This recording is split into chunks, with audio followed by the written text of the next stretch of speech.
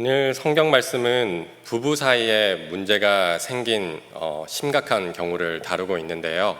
특별히 아내의 부정을 의심하는 남편에 대한 규례입니다. 이 규례는 오늘 본문 11절부터 기록되어 있는데요. 아내가 부정을 저질렀지만 이 남편에게 증거가 없는 경우, 그리고 아내는 결백하지만 남편이 근거 없이 의심하는 경우, 이렇게 두 가지 경우로 나누어 놓고 있습니다. 만약 어떤 남편이 자신의 아내의 부정을 의심할 경우, 이 소재물을 가지고 아내를 제사장에게 데려갔습니다. 그러면 제사장은 아내를 성막들에 데리고 갔고, 그리고 제사장은 이 토기에 거룩한 물과 성막 바닥의 흙을 섞은 후에 이 여인의 머리를 풀게 하고 소재물을 손에 들게 하였습니다. 그 후 제사장은 이 여인에게 저주를 선언하면서 저주를 그렇게 선언하면 여인은 아멘이라고 대답하였습니다. 이어서 제사장이 저주를 기록한 이 두루마리를 물에 씻고 소재물의 일부를 불살라서 제단에 드렸습니다. 마지막으로 이 저주의 쓴물, 곧 성막 바닥에 이 티끌을 썩고, 그리고 저주의 글이 적힌 그 두루마리를 씻었던 물을 여인에게 마시게 하였습니다. 만약 여인이 부정을 저질렀다면 저주가 실현되어 아이를 낳을 수 없는 몸이 되었습니다. 그러나 반대로 이 결백한 경우 아무런 해도 받지 않고 오히려 임신하게 되는데, 이 현대의 이성과 감성으로는 오늘 본문이 사실 선뜻 받아들이기 힘든 아주 특이한 의식입니다. 흔히 이 실현 재판 혹은 시제법이라고 부르는데요.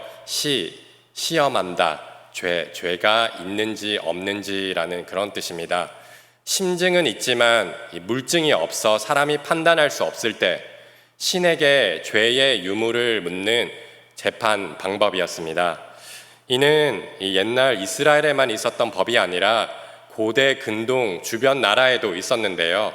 성경과 다르게 그 방법이 아주 잔인하였습니다. 주로 이 물, 불, 이 독을 사용했는데요. 이 잡힌 여인을 강물에 그냥 던져서 헤엄쳐서 나오면 무죄, 죽으면 유죄, 불길을 걸어가도록 만들어서 살면 무죄, 죽으면 유죄, 그리고 독을 먹여서 살면 무죄, 죽으면 유죄라는 재판 방식입니다. 무죄라면 이 신이 보호해 줄 것이라는 그런 믿음에서 비롯된 재판이었는데요. 그냥 다 죽었다고 보시면 됩니다. 이 21세기를 살고 있는 우리에게 이런 이 종교적 의식은 비과학적이고 또 비인간적으로 보이기도 합니다. 그래서 이런 규례를 기록한 성경조차 이 자칫 미신적이고 야만적으로 보일 수 있습니다. 이런 의식이 기록된 성경은 정말 비과학적이고 미신적일 걸까요? 당연히 아닙니다. 우리가 성경을 읽을 때 반드시 고려해야 되는 부분이 있는데요. 그것은 이 성경이 적힌 배경입니다. 이 텍스트, 곧 성경의 본문의 내용을 바르게 읽고 해석하기 위해서는 컨텍스트, 곧 배경과 상황을 반드시 파악해야 합니다. 그래서 신학교를 다닐 때 이 한 교수님은 컨텍스트가 왕이다 라고 가르치면서 이 배경과 상황의 중요성에 대해서 매우 강조하였습니다. 전후 문맥과 배경을 이해하지 못한 채 이 특정 한 구절만 떼어놓고 보면 성경 본문이 전달하고 있는 그 의미를 제대로 파악할 수 없기 때문입니다. 성경이 말하고자 하는 그 진의를 놓친 채 전혀 엉뚱하고 잘못된 방향으로 나아갈 수 있습니다. 예를 들어 볼까요? 어떤 한 아내가 손에 가위를 들고 남편을 쳐다보면서 당신의 목을 잘라버릴 거야 라고 이렇게 말했다고 가정해 보겠습니다. 이게 무슨 의미일까요? 아내가 정말 격분해서 이성을 잃은 나머지 이 남편을 죽이겠다고 말한 것일까요? 이 말한 내용 자체만 보면 그런 내용인 것 같습니다. 그런데 이 말을 하게 한 그 배경과 상황은 이러합니다. 아내가 이 딸의 사진이 필요했는데 아무리 찾아보아도 이 딸의 독사진밖에 없는 것입니다. 독사진이 없는 것입니다. 남편과 딸이 찍은 그 사진밖에 없어서 이 딸의 사진을 스크랩하기 위해서 어쩔 수 없이 남편에게 당신의 목을 잘라야겠어 라고 그렇게 말한 것입니다. 이처럼 이 배경과 상황에 따라서 같은 내용도 그 의미가 완전히 달라질 수 있습니다. 따라서 성경 말씀을 바르게 읽고 이해하기 위해서는 반드시 그 말씀의 배경과 이 시대적 상황을 알아야 합니다. 그러면 이 성경의 배경과 상황은 어떻게 알 수 있을까요? 먼저 전후 문맥을 꼼꼼히 살피며 주의 깊게 반복해서 성경을 읽어야 합니다. 또한 전체적인 맥락 속에서 이 구절의 의미를 이해하기 위해서 읽어야 합니다. 그리고 또 어떤 방법들이 있을까요? 우리 9월부터 양육 훈련이 시작하는데요. 큐티 세미나, 신약 파노라마, 구약 성경대학, 교리대학, 성장반 등 그리고 마더와이즈랑 여러 이 성경 양육 프로그램이 개강하는데요. 이런 배움을 통해서 우리가 성경이 쓰인 시대적 배경과 상황을 배울 수 있습니다. 아직 이런 과목들을 이수하지 않은 분들이 있으시다면 이번 기회에 꼭 신청하셔서 그리고 주변에도 적극적으로 건면하셔서 이 성경을 바르게 보는 그런 영적 안목을 기르시고 신앙의 지평이 넓어지는 은혜가 있기를 간절히 원합니다. 이처럼 이 말씀의 의미를 정확하기 위해서는 그 말씀이 어떤 배경과 상황 속에서 나오게 되었는지 알아야 합니다. 당시 시대적 배경을 알지 못한 채 오늘날의 문화적 잣대와 기준을 가지고 평가하면 성경 말씀을 오해하고 곡해하게 됩니다. 따라서 이 본문 말씀의 시제법, 이 의심법은 주술적이고 미신적인 의식이 아니라 하나님의 주권과 공의 그리고 사랑에 대하여 알려주고 있는 말씀입니다. 죄가 관계를 파괴하고 오염시켜 공동체를 부정하게 만들고 그래서 악영향을 미칠 때 가장 믿고 신뢰해야 할 대상에 대한 믿음이 깨어지고 그 사랑이 흔들릴 때 그 관계를 다시 회복할 수 있는 방법이 무엇인지 우리에게 알려주고 있습니다. 뿐만 아니라 그를 통해서 최종적으로 우리를 향한 하나님의 놀라운 사랑을 보여주고 있습니다. 민수기의 배경이 되는 이 3,400년 전의 사회는 아주 가부장적인 사회였습니다. 여성의 인권이라는 개념조차 없을 때였고 이 남자는 중하고 여자는 천하다는 그런 사상이 당연한 것처럼 여겨지던 시대였습니다. 결혼한 여성이라고 해서 사실 딱히 형편이 다르지 않았습니다. 남편의 눈밖에 나서 버려지거나 이혼을 당할 경우 이 경제적으로 살아가기가 아주 막막하였습니다. 뿐만 아니라 이 악한 남편일 경우에는 이 시제법을 악용해서 부인을 차도 살인하는 경우도 있었습니다. 부인에게 억울한 누명을 씌워 쫓아내고 시제법을 내세워 죽음에 이르게 하여도 어디에도 하소연할 수 없고 꼼짝없이 당해야 하는 삶이 바로 3,400년 전 여성의 삶이었습니다. 그런데 성경은 이 물, 불, 독과 같은 고문과 살인의식이 아니라 쓴 물을 마셔서 죄의 여부를 판별하는 의식이었습니다. 모래사장의 바닷물을 마시는 정도로 이 생명에 지장이 없을 뿐만 아니라 건강에도 아무런 이상이 없었습니다. 그런데 이 부정을 저지른 아내에 대한 규정만 나와 있기 때문에 여전히 여성을 차별 대우하는 것처럼 보이는 그런 불평등한 의식처럼 여겨질 수 있습니다. 그러나 사실 반대로 사회 약자였던 여성을 보호하기 위한 의식이었습니다. 단지 이 의심만으로 남편이 아내를 학대하고 육체적으로 경제적으로 이 폭력을 행사하지 않도록 혹은 이혼의 사유로 삼지 않도록 보호하기 위해서 하나님께서 마련하신 제도입니다. 공의로우신 하나님께서 친히 재판장이 되셔서 직접 죄가 있는지 없는지를 판단하심으로 이 아내가 명백한 증거가 없음에도 억울하게 누명을 써서 이 죽음을 당하지 않도록 보호하셨던 것입니다.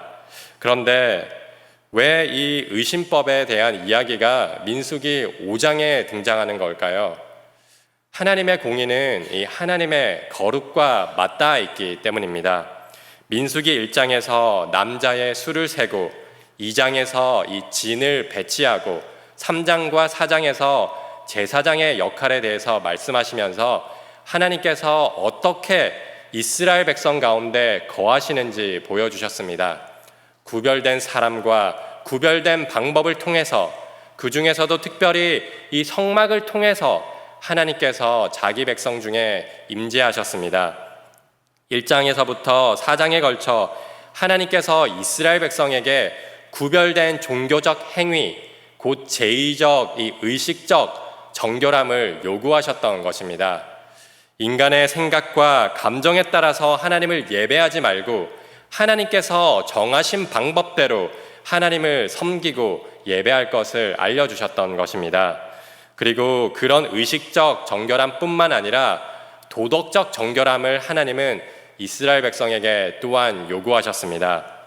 다른 사람과의 관계 속에서 이 정결함을 유지할 것을 5장에서 명령하신 것입니다. 곧 일상의 삶에서 하나님의 백성의 삶이 어떠해야 되는지 알려주신 것입니다. 이 본문의 간음죄는 배우자만을 사랑하겠다는 약속을 어겨 상대방에게 상처와 고통을 주는 그런 배신 행위입니다. 뿐만 아니라 하나님께서 세우신 가정을 깨뜨리고 율법을 어기는 아주 심각한 죄였습니다. 이 도덕적 죄는 제의적 부정함과 마찬가지로 이 단순히 개인의 문제가 아니라 공동체 전체의 문제였습니다. 왜냐하면 한 사람의 부정함과 죄로 말미암아 이스라엘 공동체 전체가 하나님의 거룩한 임재를 경험하지 못하게 되기 때문입니다. 그래서 사람과 하나님께 죄를 범한 자, 부정한 자들은 하나님이 임재하시는 그런 거룩한 성막이 있던 이스라엘 이 진영 안에서 쫓겨났습니다. 추방당하였습니다. 이처럼 이 시제법은 부정과 정결, 거룩이라는 이 개념 가운데 다루어지고 있으며 그 강조점이 사람과 사람의 행위에 있지 아니하고 하나님의 함께하심에, 하나님의 임재에 있음을 알려주고 있습니다. 약한 자를 돌보시는 하나님의 이 공의로운 사랑을 볼 수 있는 이 또 다른 대목이 28절 말씀입니다. 그러나 여인이 더럽힌 일이 없고 정결하면 해를 받지 않고 임신하리라. 이 세상의 시제법은 죄가 있든 없든 큰 피해를 보고 대부분 죽게 되었습니다. 그런데 하나님 앞에서 정결한 여인은 이 시제법을 통하여 아이를 갖게 되는 축복을 받았습니다. 이 또한 이 시대를 알아야 이것이 얼마나 큰 축복인지 알 수 있는데요. 이 당시 여성의 가장 큰 역할 중 하나는 바로 아이를 낳는 것이었습니다. 아이를 낳기 위한 레아와 라헬의 갈등, 아이를 낳지 못해 슬퍼하였던 사라와 한나의 이야기처럼 아이를 낳지 못한 여성의 삶은 이 가치 없는 것처럼 여겨지던 그러한 시대였습니다. 그런 시대에 의심과 갈등, 불화가 변하여서 축복이 되는 하나님의 은혜가 성경에 나타나 있는 것입니다. 그런데 이 돋보기 안경을 사용하듯 성경을 더욱 자세히 들여다보면 하나님의 이 공의로운 사랑을 성경 곳곳에서, 특별히 오늘 본문에서 또한 발견할 수 있습니다. 제사장 앞에 온 여인은 17절 말씀처럼 그릇에 거룩한 물을 담고 성막 바닥에 티끌을 치하여 물에 넣고 마셨습니다. 그리고 여인이 실제로 부정하고 죄를 지었을 경우 티끌 혹은 이 흙은 저주가 되었습니다.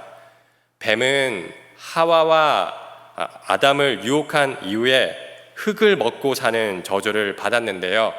창세기 3장의 흙이라는 단어가 오늘 본문 민수기에 쓰인 이 티끌과 같은 단어입니다. 이스라엘 백성들은 시내산에서 금송아지를 만들어서 하나님이라고 우상을 섬기다가 그 송아지를 불태운 가루를 물에 뿌려서 마셨습니다. 이처럼 죄가 있고 부정한 사람에게 티끌은 저주로 작용하였습니다.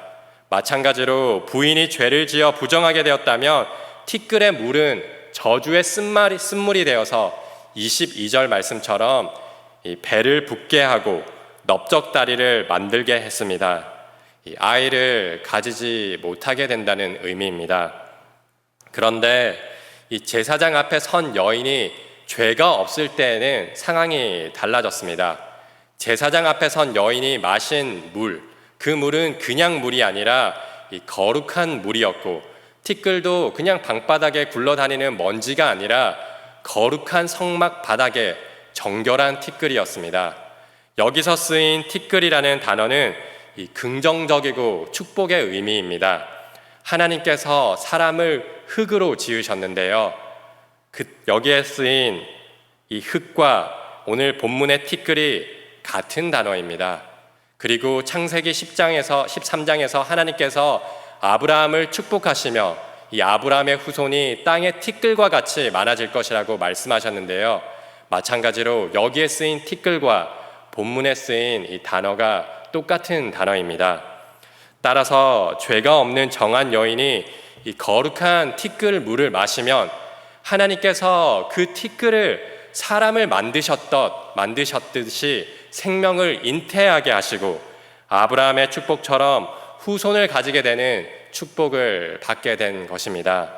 따라서 이 의심법은 남편의 의심으로부터 부당하고 억울함을 당할 수 있는 아내를 보호하고 죄가 없을 경우 그 억울한 상황을 기쁨으로 축복으로 바꾸어 주시는 하나님의 그 공의로운 사랑을 우리에게 알려주고 있는 것입니다.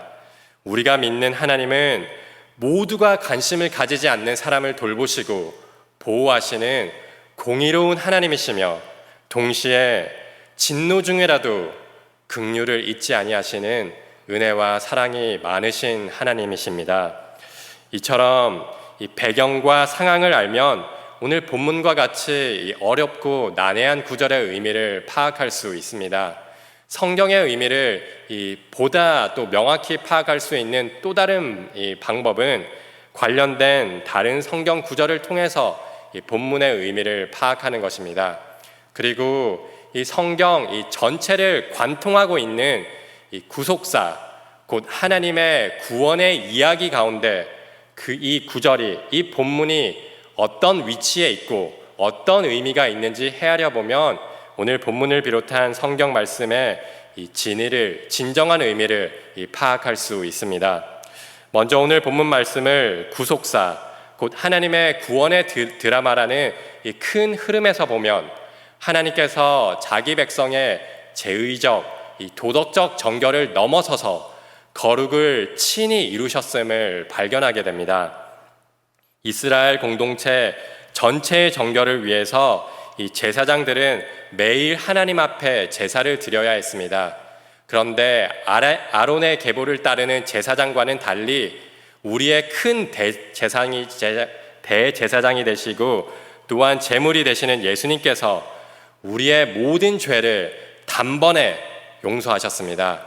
우리를 죄에서 깨끗하게 하실 뿐만 아니라 우리에게 예수님의 의로움과 거룩함을 덧입혀 주셨습니다.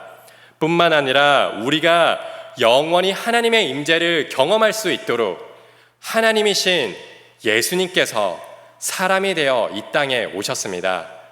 말씀이 육신이 되어 우리 가운데 거하심에 우리가 그의 영광을 보니 아버지의 독생자의 영광이요 은혜와 진리가 충만하더라. 아멘. 여기 말씀에서 이 거하심에라는 이 원어의 뜻은 성막을 치다, 이 장막을 치다라는 그런 뜻입니다.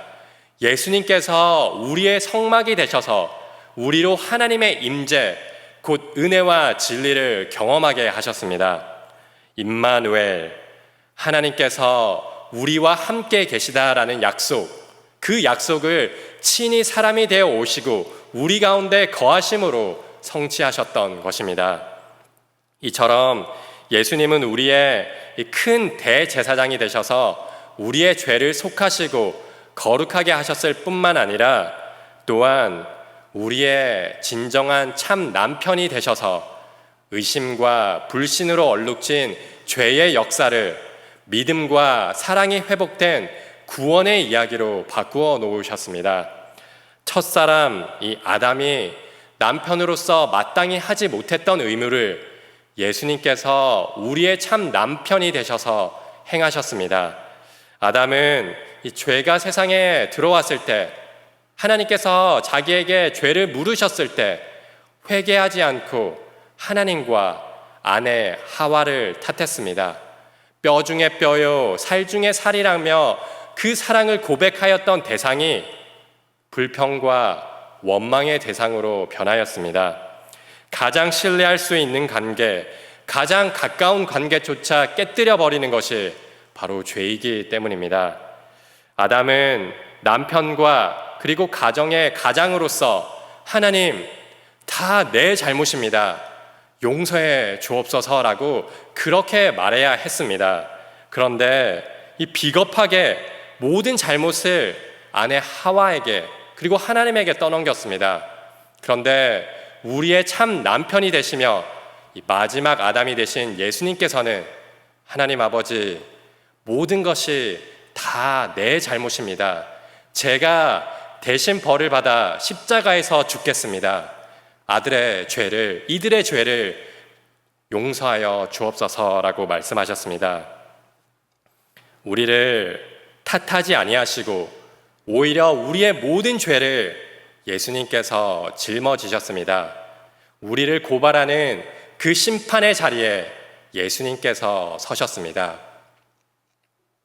십자가에서 죄의 저주, 하나님의 공의의 심판의 쓴 잔을 예수님께서 다 마시시고 우리에게 예수님의 그 거룩하심과 의로우심을 덧입혀 주셨습니다. 비록 죄로 인하여 서로 탓하고 원망하는 사이, 의심하고 불신하는 관계가 되어버렸지만 그 깨어진 관계를 회복하기 위한 하나님의 구원의 계획이 진행되고 있음을 이 민수기 5장은 어렴풋이나마 보여주고 있는 것입니다. 또한 많은 성경 구절들이 오늘 본문 말씀을 더욱 자세히 이해할 수 있도록 알려줍니다. 호세아서는 하나님을 우리의 신랑으로 그리면서 묘사하면서 그리고 하나님의 백성을 가늠한 여인 고멜에 비유하고 있습니다. 음란한 아내 고멜과 같이 자기 백성이 하나님을 배신하며 영적으로 가늠하였지만 하나님은 자기 백성을 결코 포기하거나 버리지 않으셨습니다. 아내로 묘사된 자기 백성을 향한 하나님의 그 애절한 사랑을 호세아서는 알려주고 있습니다. 요한복음 8장에서 예수님은 가늠하다 잡혀온 부정한 여인을 돌에 맞아 죽을 위험에서 구해주셨습니다. 그리고 나도 너를 정죄하지 아니하노니 가서 다시는 죄를 범하지 말라라고 말하시며 그 여인을, 그 부정한 여인을 거룩한 삶으로 초대하셨습니다. 요한복음 4장에서 남편이 5이었던 사마리아 여인, 그 가늠한 여인에게 예수님은 저주의 쓴물이 아니라 영원히 목마르지 않고 영생하도록 솟아나는 그 샘물을 주셨습니다. 죄로 인해 서로 지배하고 통제하는 관계로 변질되어 버린 그 회복 불능처럼 보였던 의심의 저주를 깨뜨린 하나님의 공의로운 사랑, 우리의 신랑 되신 예수님께서 우리를 죄의 사망에서 건져내기 위하여 행하신 그 놀라운 구원의 거대한 이야기 중 한 챕터, 한 사건이 바로 민수기 5장의 이야기입니다. 혹 죄가 빚어낸 그 비극의 역사가 우리의 가정에서 우리의 삶 가운데 반복되고 있지는 않습니까? 가장 사랑해야 할 대상을 의심하고 미워하고 있다면 우리의 허물과 죄를 용서하기 위하여 죽기까지 사랑하셨던 그 예수님의 십자가를 바라보시기 원합니다. 우리를 먼저 찾아오시고 사랑하셨던 예수님의 발자취를 따라서 먼저 화해의 손을 내밀고 사랑으로 감싸줄 때 손 쓸 수 없을 만큼 깨어졌던 그 관계가 회복되는 은혜가 있기를 간절히 원합니다. 피차 복종하고 서로 존중하며 사랑하며 하나님의 거룩한 부르심을 따라 살아가기를 원합니다. 또한 우리 거룩한 문 성문교회가 가정을 회복시키는 행복 공동체로서 우리 안에 충만한 예수님의 사랑을 증거하는 아름다운 교회가 되길 간절히 원합니다.